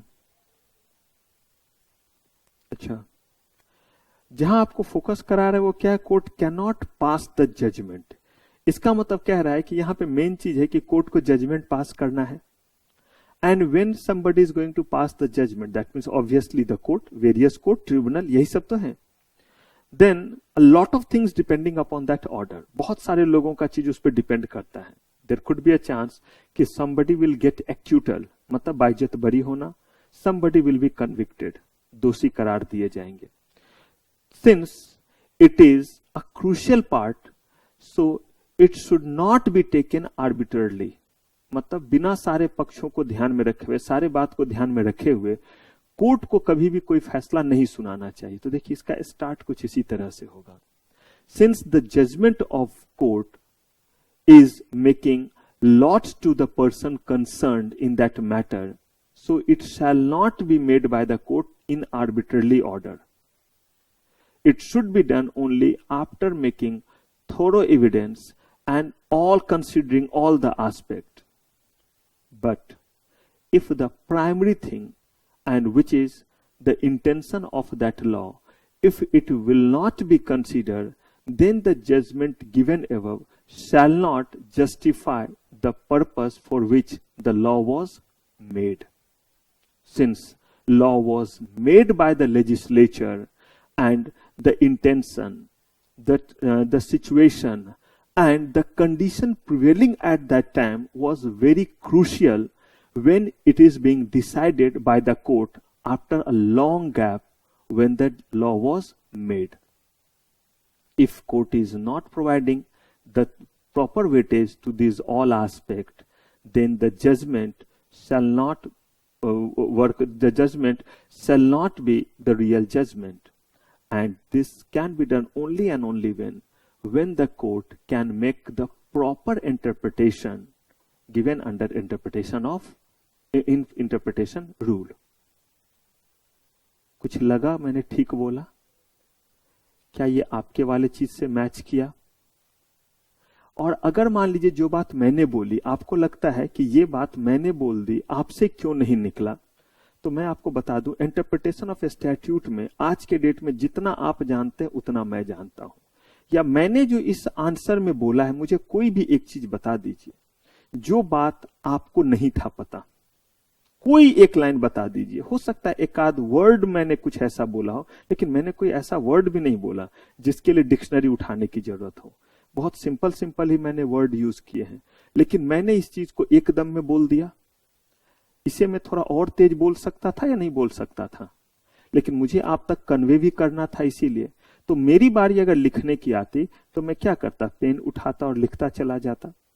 यही चीज आपको करना होगा कि जो चीज आपको आता है उसमें जब पेन उठाए तो क्या करते चले गए, लिखते चले गए। और ये आप हार्ड फैक्ट समझिए, अगर आप चीजों को समझ लेते, जो कि सबसे पहला जो है वो कहिए हर्डल है, एकदम अच्छे से समझ लिया और उसके बाद हम क्या कर सके, उसको लिख सके। और ये कब होगा, मैं आपको बार बार बोलता हूं, लिखना। जैसे कि अभी पूरा का पूरा हमारा ये चैप्टर खत्म, आगे आप जानिए, आपका दिल खुद आपके चीज का विटनेस बनेगा कि आपने कितने टॉपिक अपने मन से लिखे। मैंने तो हर दिन लिखने बोला, मैंने कुछ क्वेश्चन दिए आपको, लेकिन मैंने क्या बोला, जो चीज टफ लगे उसको अपने से क्या कीजिए, लिखिए। अगर नहीं लिखिएगा तो फिर कैसे हाथ फ्री होगा। आप देखिएगा कि कुछ बच्चे होते हैं, अगर कुछ हुआ फटाक से उनका हाथ चल जाएगा, धपाक से मार देंगे, आप दंग रह जाएंगे, इतना मस्त मुंह पे भाप मार दिया। और कुछ जो होंगे सोचते रह जाए, कुछ हो जाए, देख दिखला तो, हाँ दिखा क्या तू करे, तो तू बता तू क्या करेगा, मतलब तू ता कर रहा तब तो धम धम धम डिगा डिगा। तो ये इसीलिए क्योंकि उसके हाथ पहले से क्या है, छूटे हुए। ठीक वैसे ही आपका हाथ, मतलब छूटा मत बोले सर गलत चीज सिखला रहे हैं ये कि जाओ सबको पीटो, नहीं, आपका हैंड बिल्कुल फ्री है। अगर दिमाग में कुछ आ रहा है, दिमाग से तो हाथ को इंस्ट्रक्शन जाता है। मैं हाथ ऐसे हिला रहा हूं, मेरा दिमाग इंस्ट्रक्ट कर रहा है, तभी ना मेरे हाथ का मूवमेंट हो रहा है, या हाथ अपने आप हो रहा है। मैं कह रहा हूं कुछ और, मैं बोल रहा हूं कि अच्छा ऐसा काम कर, पेन उठा, ये कह रहा है माउस उठाएगा नहीं। इसका मतलब है कि ये वही काम करेगा जो आप क्या करेंगे, इंस्ट्रक्ट, और इसको आपके पैरेलल में करना है। तो हमने इसका सारा कॉन्सेप्ट तो देखा है, अब हमें लिखना ही था। तो ये आपको सिर्फ किस चीज से डेवलप होगा, सिर्फ और सिर्फ प्रैक्टिस से। और प्रैक्टिस जब करते रहे तो हमेशा याद रखिए, घबराइए नहीं, और never try to do the best. Never try, आपके सर ये अभी आप कुछ बोले थे भी करें, never try to do the best. Best का मतलब है, कभी कभी क्या होता है, जब हम बहुत ज्यादा बेस्ट की तरफ जाते हैं ना तो पेन ही नहीं चलता है। Just go in the flow and automatically it will become your best once you make your effort. आप अपना एफर्ट लगाते जाइए और खुद ब खुद जब ये निकल के आएगा ना तो वो बेस्ट हो जाएगा। लेकिन अगर पहले लाइन से सोचिएगा कि हम क्या निकालें, बेस्ट, तो नहीं होगा, मुझसे भी नहीं होगा। मुझे लिखना 2 पेज है, पहले ही लाइन से परेशान हूं कि अंत में क्या लिखूंगा, कैसे जाएगा। हाँ, थोड़ा स्ट्रक्चर बन गया है कि क्या क्या लिखेंगे, और जैसे जैसे आप बढ़ते जाएंगे, कितने मार्क्स का है उसके अकॉर्डिंग आपको खुद लगता जाएगा कि अब मुझे क्या करना है, इस जगह पे रुक जाना है, अब इसके लिए सफिशियंट चीज हो गया है। तो जो मैंने अभी आंसर बोला वो आपने सुन लिया। इस पे HW खास तौर पे लिखे, इस वाले क्वेश्चन पे। अब फिर मत परेशान होइएगा, सर उस समय तो थोड़ा ध्यान ही नहीं गया था, बस ऐसे ही सुनते रहिए। कोई बात नहीं है, ओवरऑल तो आपने सुना मैंने क्या बोला। तो मैंने तो यही सब बोला कि the work of court is to give proper judgement to the society, नहीं है, and judgement shall be consider proper only and only when it has been given after considering all the aspect. When judge is providing any order, judge is going to give any order, it should be based on some law. And any particular law is being made or has been made by whom? Legislature. And when they are making any law, they are taking care and considering the time, the situation, and the requirement of, that means requirement, exact requirement of that time. And if court is going to make any order after a long time, when the legislature, when the law was made and the or time of order, then there could be a chance that they can pass the order without considering that very intention.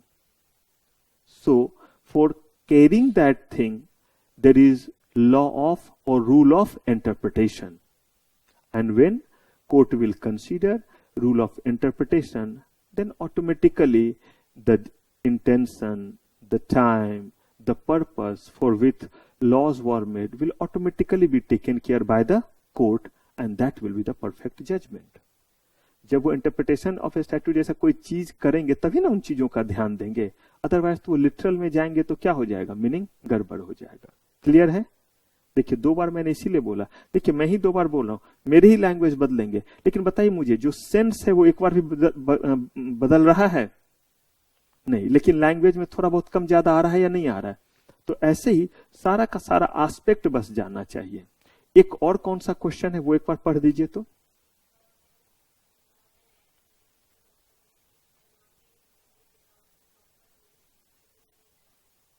Critically examine. अब देखिए फिर ये इसी चीज के लिए गया कि लॉ, और ये क्यों बनाया है, लॉ बनाने का पर्पस क्या है। ऐसे ही मजा आ रहा था तो फैक्ट्री एक्ट बना दिया, मजा आ रहा था तो मिनिमम वेजेज एक्ट, मजा आ रहा था तो कंपनी लॉ, नहीं, लॉ जब भी बनाया जाता है because it is the requirement and it is the need of the time, and without that there is some kind of unjust between the people, like pollution के लिए लॉ आज के समय में देखिए और स्ट्रिक्ट होता जाएगा, क्योंकि 2 दिन से बहुत जहरीला हो रहा है हवा, जो न्यूज वगैरह में दे रहे हैं। तो अब जो यहाँ पे इन्वायरमेंट लॉ और एंटी पॉल्यूशन लॉ जो बनेगा, या एयर पॉल्यूशन प्रिवेंशन लॉ जो बनेगा, क्या उसमें इन बातों को ध्यान नहीं रखा जाएगा? लेकिन आज से पहले के जो बने हुए लॉज हैं, अभी हमारे जो है आज से तकरीबन 60-70 साल पुराना बना हुआ जो है इन्वायरमेंट एक्ट बना हुआ है, जो आपका जो है water pollution and prevention act बना हुआ, air pollution and prevention act बना, वो सब कहाँ के बने हुए? काफी पहले के बने हुए हैं। तो इसीलिए कहा जाता है कि जो भी आप एक बार और रीड कीजिए, क्या था exactly? Laws are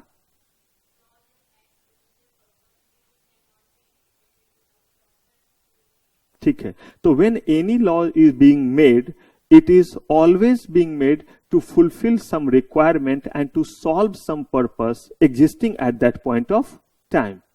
if any problem is persisting or any case is arising after certain period, then the court should always see what was the purpose of making that law. If that part should not be considered, then the judgment given by the court will be the different thing. अब इसी में अगर आपको याद रहे, जैसे आप लिख सकते हैं, when the law of equal remuneration act was passed, it was considering the situation of female in employment was pathetic. They were not getting opportunity to be employed over there.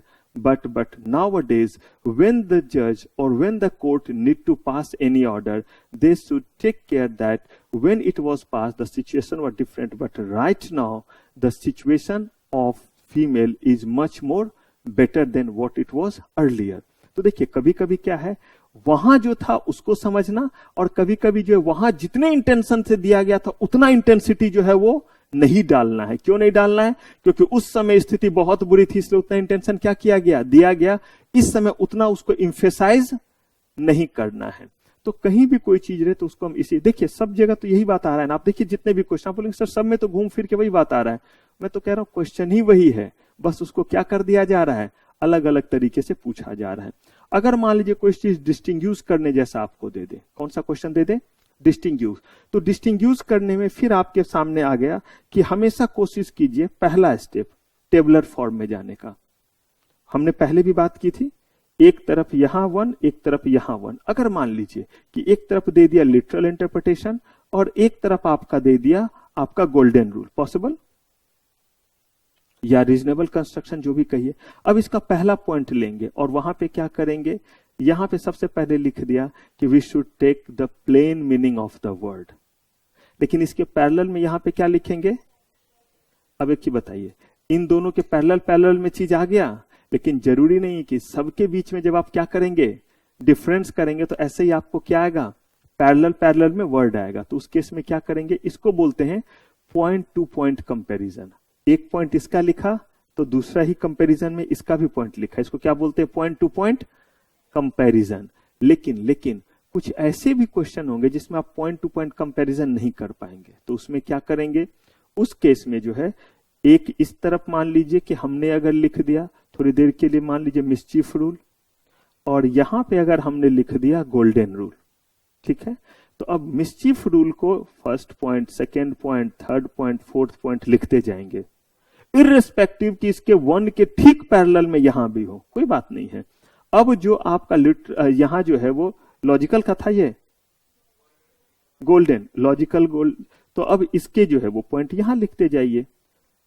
लेकिन जैसे यहां आपने लिखा था कि यहां पे जो है हम प्लेन उसका मीनिंग लेंगे, और यहां पे क्या लिया, तो ये हुआ point two point comparison. First के कंपैरिजन में फर्स्ट का पॉइंट, लेकिन यहां फर्स्ट के कंपैरिजन में फर्स्ट का पॉइंट नहीं है, लेकिन इसको बोलते हैं कंपैरिजन इन पॉइंट। क्या बोलते हैं, क्योंकि यहां भी आपने पॉइंट में लिख दिया और यहां भी क्या कर दिया, पॉइंट में लिख दिया। लेकिन ये नहीं कि 1 के एकदम जो है वो कंपैरिजन में है। जैसे देखिए ना, कव्वाली वगैरह में नहीं गाते, एक लाइन उधर से गाएगा तो दूसरा क्या करेगा, इधर से बोलेगा, एकदम उस पर तुकबंदी करता है, तेरी औकात क्या हो, तेरी जात क्या हो, रेत की दीवार फूटी, तेरी भी किस्मत फूटी, पुलिस के पड़ेंगे डंडे, याद आएंगे, ऐसे कर करके मिलाते रहते हैं। और अंत में इशारों को अगर समझो राज को राज रहने दो, ताली बजा बजा के बोलते हैं। ये हो गया कव्वाली स्टाइल जो है, ये है पॉइंट टू पॉइंट कंपैरिजन। एक बोला, उसके ठीक उधर से जवाब दिया, जो नहीं दिया वो हार जाता है। ऐसा ही चलता रहता है लगातार। तो ये से, लेकिन कितने बार और भी गाने होते हैं, कोई बात नहीं, गाना है। एक गाना गाया किसी ने, अच्छा चलता हूं दुआ में याद रखना, दूसरे ने गाया धूम मचा दो धूम। अब दोनों ने तो गाना गाया, लेकिन क्या यहां पे जो है वो एक के बाद तुक पे तुक मिलाया? तो ये हुआ कंपैरिजन इन पॉइंट। एक होता है पैराग्राफ में, जहां पे आप क्या करते हैं, पहले लिख देते हैं मिसचीफ रूल, और मिसचीफ रूल दन दन दन दन दन दन दन दन दन। उसके बाद फिर यहां पे लिखा गोल्डन रूल दन दन दन दन दन दन दन। ये तीसरा चीज है। अगर किसी चीज का जवाब पॉइंट टू पॉइंट कंपैरिजन में पॉसिबल है, क्या है पॉइंट टू पॉइंट कंपैरिजन में? मैंने बोला सबका जवाब पॉइंट टू पॉइंट कंपैरिजन में है पॉसिबल। तो अगर पॉइंट टू पॉइंट कंपैरिजन में पॉसिबल है और आपने जो है वो किस में लिखा, कंपैरिजन इन, तो आपको नेक्स्ट बेस्ट मिलेगा, टॉप आपको मार्क्स नहीं मिलेगा।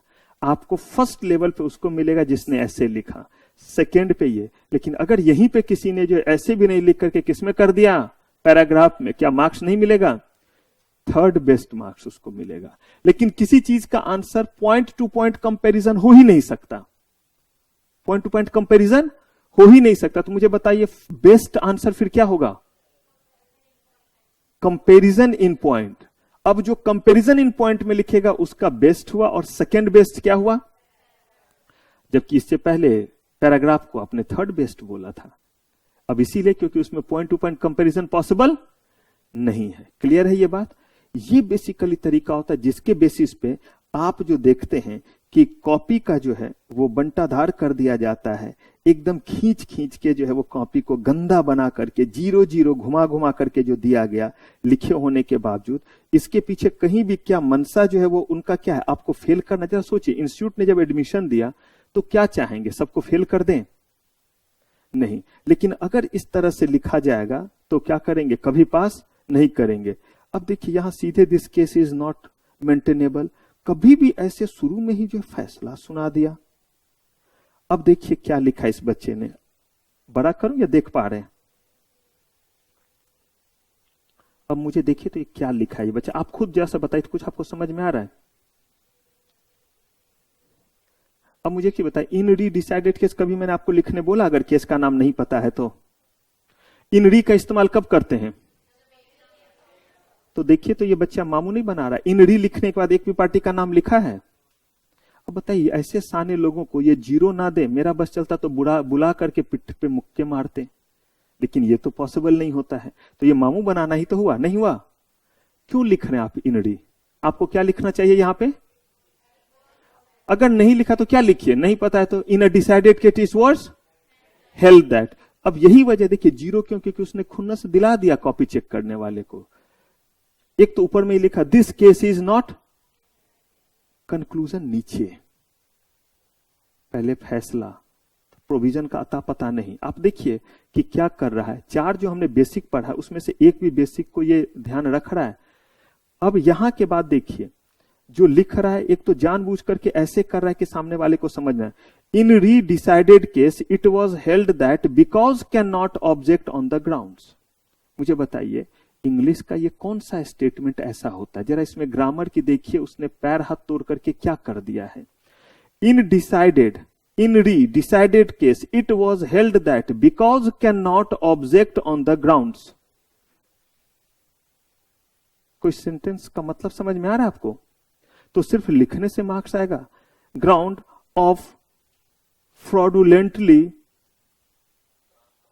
Transfer of the funds from its account to another company and also, अब और तो देखिए and also object to secured credit, क्या कहना क्या चाह रहा है? और सबके बाद देखिए यहां पे एक फुल स्टॉप और उसके बाद and, वो भी स्मॉल में, स्टेटिंग द। मैं अगर कह रहा हूं मुक्के लगने चाहिए तो क्या मैं कम कह रहा हूं? मैं पक्का कम कह रहा हूं। इसे तो कोड़े लगने चाहिए, मुक्के से भी काम नहीं चलेगा। और उसके बाद देखिए लास्ट में क्या क्या, हेंस। भाई कुछ बता के हेंस कर, किस बात पे कंक्लूजन? ना कोई बात लिखा, ना कुछ, ना लिखा हुआ तेरा समझ में आया, लेकिन hence the court objected once the borrower and the case was not maintainable against secured creditor. कम से कम कंक्लूजन में भी तो लिखो क्या चीज करना चाह रहे हैं। अब देखिए लिखा कितना है वो देख लीजिए, लिखा है ना इतना, मैं लाइन गिनवाता हूं, 1 2 3 4 5 6 7 8 9 9, ठीक है। यहां भी 0, और अब यहां पे इसके जो है वो लाइन गिनते हैं जरा, 1 2 3 4 5 6 7 8 9, एग्जैक्टली 9 है। कितने नंबर आए? वही 9 लाइन 0, वही 9 लाइन पे क्या आया?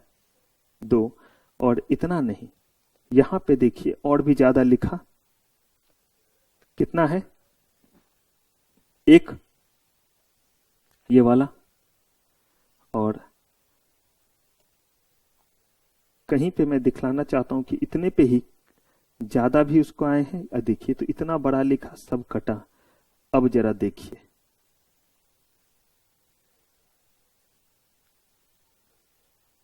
यहां से है, फिर भी इसको इतने पे कितना आया? ये तो इसका किस्मत खराब था, इस पे तो इसको 5 मिल जाता, यहां पे इसने गड़बड़ कर दिया था। इस क्वेश्चन में हम लोग मार्क्स नहीं कट करते हैं। तो ये जो है, मैं आपको बस यही दिखलाना चाह रहा हूं कि कितना ज्यादा लिख करके मार्क्स नहीं आता है, बल्कि क्या होता है, सटीक लिखने से मार्क्स आता है। तो ज्यादा कभी भी लिखने वाला चीज नहीं कि कितना लिखें क्या करें। देखिए इतने ज्यादा ज्यादा लिख करके मार्क्स नहीं आ रहा है। अच्छा, यहां दिखला रहा था कि answer sheet use at the provide, इसी में देखिएगा लिखा हुआ, बाद में आराम से दिखला दूंगा कि आप जो है वो एक क्वेश्चन के बाद आप जो है वो लाइन देंगे, ये सब भी आएगा। कंटिन्यूड तो इधर होगा। तो अब देखिए, मैं जो आपको दिखलाना चाह रहा था वो बस इतना ही था कि अगर कहीं भी किसी भी क्वेश्चन को हम क्या कर रहे हैं, आंसर कर रहे हैं, डिस्टिंग्यूज वाला हम समझ गए कैसे आंसर करेंगे, और बाकी क्वेश्चन भी। तो अब हमारा क्या अप्रोच होना चाहिए? जो भी चैप्टर खत्म हो गए, बस खुश रहे चैप्टर खत्म हो गए, या रियल आपका काम शुरू हुआ है? ऑब्जेक्टिव में आपसे क्यों गड़बड़ नहीं होगा? खास तौर पे डिजिट वाले में होगा, क्योंकि कुछ दिन के बाद रिवीजन नहीं करेंगे तो वो डिजिट वाला फिगर क्या होने लगेंगे, तो वो यहां पे कम है। अगर मैं बात कर दूं जरा फैक्ट्रीज एक्ट की, तो उसमें ज्यादा डिजिट है या नहीं? इसमें डिजिट वगैरह नहीं दिख रहा, उसमें तो उसमें देखिएगा ना कितना सेट बनवाऊंगा, 9 सेट 8 सेट बनवाऊंगा कि कैसे करके डिजिट वगैरह पे ये चीजें करेंगे वहां। फिलहाल आपके लिए अब जो होमवर्क है वो ये है कि आप जितने भी जगह को पढ़ेंगे, जैसे मिस्चीफ रूल, एकदम ध्यान से सब लोग सारे फोन वगैरह भीतर रखिए, बस्ते वगैरह पे हाथ हटाइए और एकदम ध्यान से बात को सुनिए। जितने भी रूल हैं, जितने भी रूल हैं और जितने भी स्लाइड्स हैं, हर जगह आप क्वेश्चन रेज कीजिए।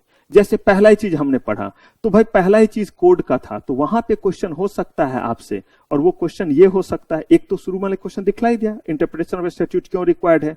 अगला चीज हो सकता है mention the various types of statute, हो गया प्योर जो है वो थ्योरी क्वेश्चन। तो ये आप अपना ध्यान में रखिए और इसको जो है वो सारे के पॉइंट याद रखिए। उसके बाद जितने भी जो है वो आपके जो है वो रूल हैं, उन सारे रूल को आप लिख सके अपने लैंग्वेज में, पहले पढ़ लीजिए, रख दीजिए। आप कहेगा नहीं सर सब आता है, बोलना पहले मन में, फिर मुंह से बोलना और लिखना, ये 3 अलग अलग स्टेज होते हैं।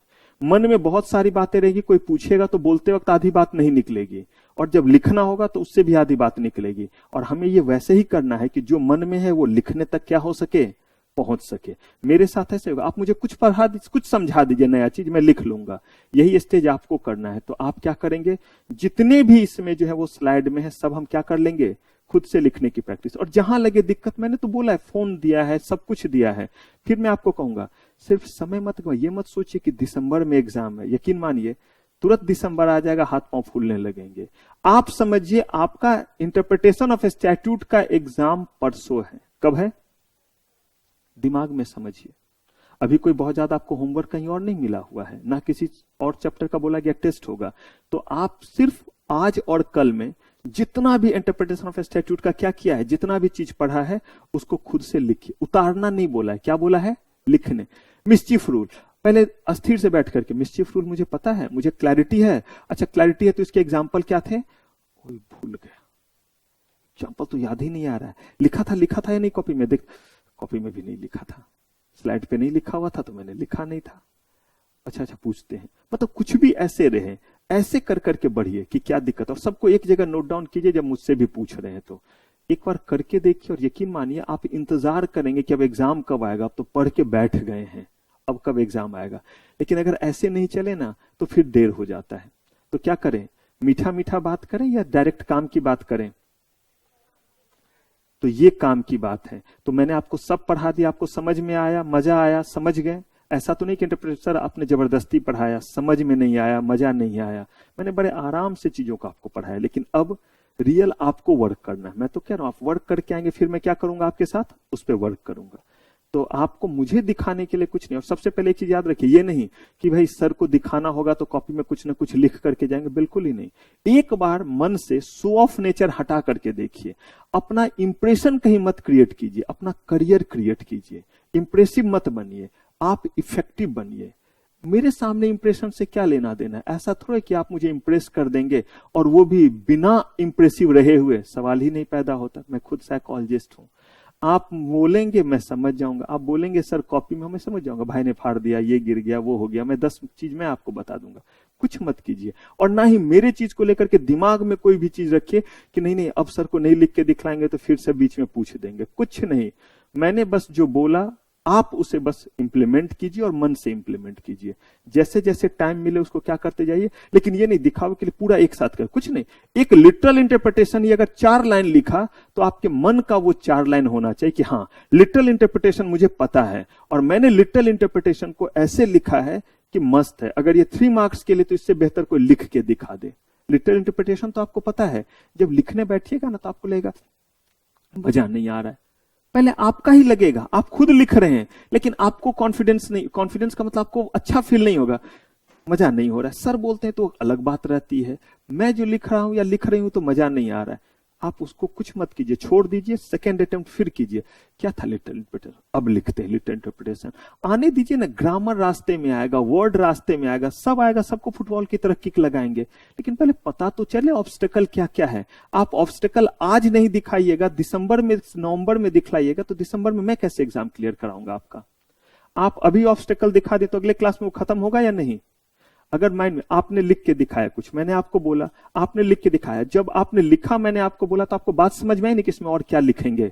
हो सकता है आप फिर लिखे, मैं बोलूंगा देखिए जो मैंने बोला था उसमें इतनी और कमी है, फिर क्या करेंगे आप, दोबारा लिखेंगे। तो ये लिखने का कार्यक्रम हमें क्या करना है, जारी रखना है। तो चलिए अब अगर हम फाइनली कहें तो ये चैप्टर पूरे तरह से हमारा क्या हो गया, खत्म। इसका अगला पड़ाव जो है वो यही है कि आप डिस्क्रिप्टिव की पूरी तैयारी कर लेंगे। ऑब्जेक्टिव कहेंगे सर नहीं करें, मैंने बोला बिल्कुल, इतने क्वेश्चन दे दिए, इससे ज्यादा क्या आप और निकाल लिए, अच्छी बात है। जितने ऑब्जेक्टिव निकाल सकते हैं निकाल करके लिख करके रखे रहिए, अच्छा होगा, आपकी प्रैक्टिस भी अच्छी हो जाएगी और इससे क्या होगा, आपका रिवीजन भी हो जाएगा। अब हम लोग इसके बाद हमला करेंगे इसके और नए चैप्टर पे, ये हम लोग करेंगे अपने नेक्स्ट एपिसोड में। आपका कभी भी टेस्ट हो सकता है, सरप्राइज टेस्ट हो सकता है, इसीलिए अब आप इस चैप्टर को क्या करते रहेंगे, रिवाइज। दिक्कत हो मुझे आप कॉल करके पूछिए, जब मैं आता हूं तब पूछिए, मोस्ट वेलकम, समय आपको दिया हुआ है। तो फिलहाल आज की मेरी सारी सेवा समाप्त। थैंक यू वेरी मच, आपका बहुत बहुत धन्यवाद। मिलते हैं नेक्स्ट क्लास में, तब तक के लिए टेक केयर, बाय बाय।